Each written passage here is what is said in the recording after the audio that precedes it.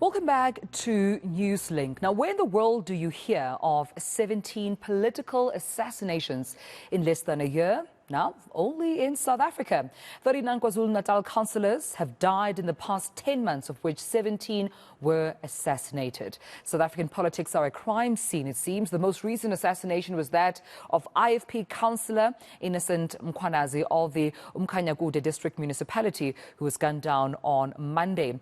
Chad Thomas from IRS Forensic Investigations joins me now to discuss the major concern sparked by the killings and assassinations targeting the KwaZulu-Natal ward councillors. This morning, here is Chad for us, and thank you so much for your time and good morning to you. This is concerning. It almost seems as if when it comes to political killings and one had to guess the province most affected, you'd almost say KwaZulu-Natal. Why is it notorious, Chad, for these political killings?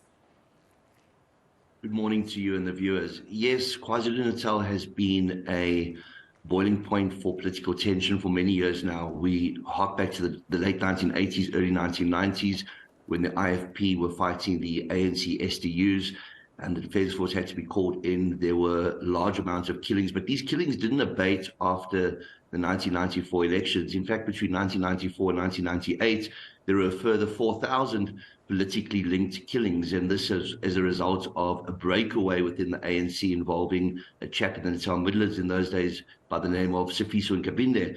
Fast forward to 2010, 2011, 2012, that period, those 2 years, there were 41 politically motivated killings. And then over the years, we've seen that the killings have ranged anywhere from 10 to 20 a year.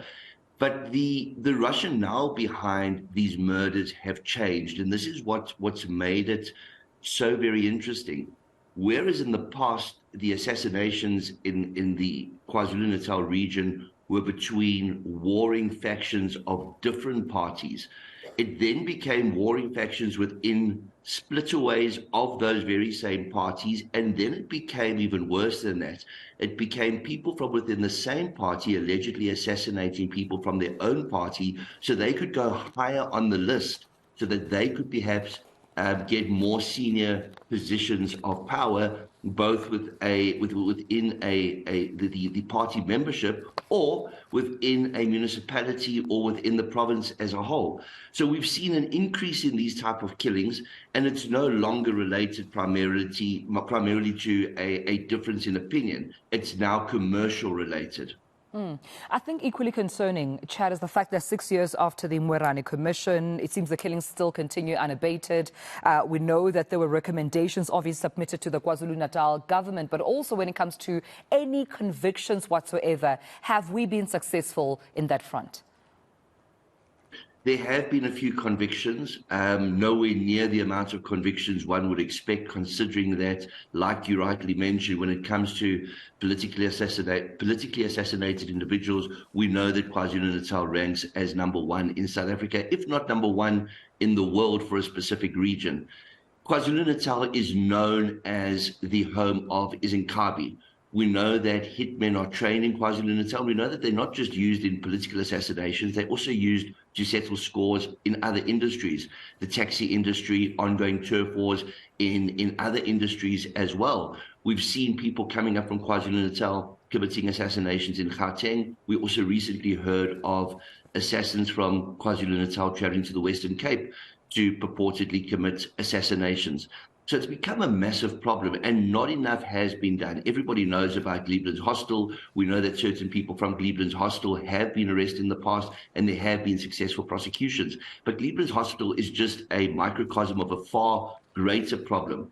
Mary de Haas, who's been studying the violence of KwaZulu-Natal for decades now, has published various papers on this, and it's going to take a massive change in attitude from the criminal justice system to be able to ensure prosecutions. And that includes things like witness protection. It includes the fact that we need specialized units on the ground that are able and competent and capacitated with sufficient resources to investigate these crimes, because these are syndicated crimes.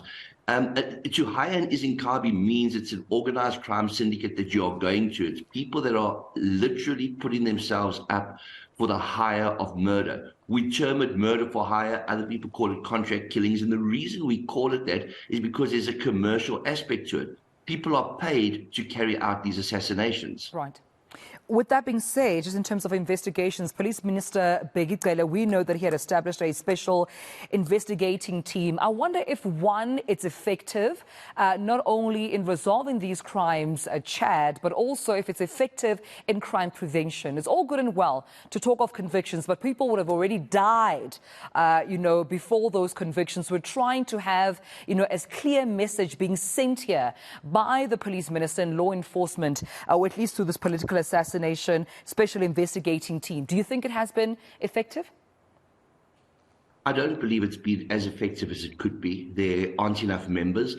It isn't a very large multidisciplinary interagency task team. You should have multiple persons with different skill sets that are involved.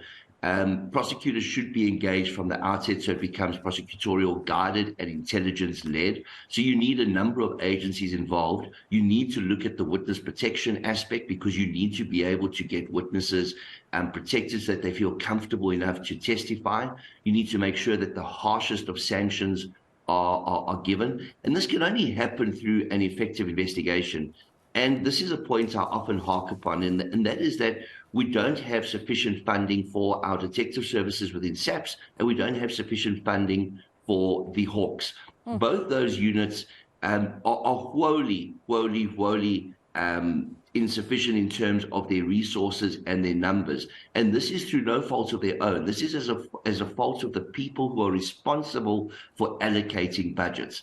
We know that the VIP protection unit is once again in the spotlight for all the wrong reasons. But one thing that's come out of that is people are now looking that VIP protection and security services within SAPS get 3.5% of the annual SAPS budget, whereas the Hawks only get 2% of the budget.